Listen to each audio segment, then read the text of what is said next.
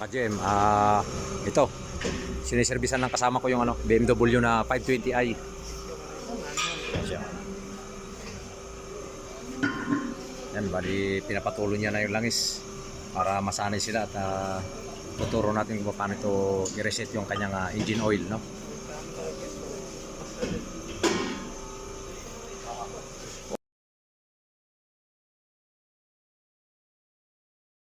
Okay. Oh, you also So ayan, yung kanyang oil filter ay nandoon.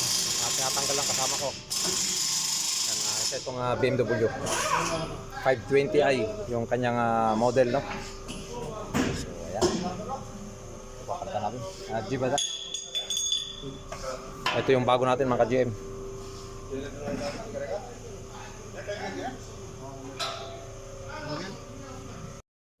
Saan nalagay? Yan, mga bagong technician kasi itong mga kasama ko ito, kaya ginaguide natin. Alas. So ayan siya.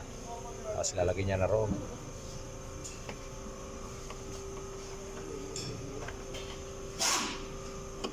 Dito lang yung makikita nyo yung BC, naka-hold lang ako dyan. Tapos makikita nyo dun sa kanyang instrument cluster, yun o. Yun, reset successfully na siya. Yun, makikita ninyo. Okay na siya mga ka-GM. Ganun lang po yung pag-reset ng kanyang engine oil light. Ano, kung makikita ninyo, naka-green na siya lahat. So okay na siya.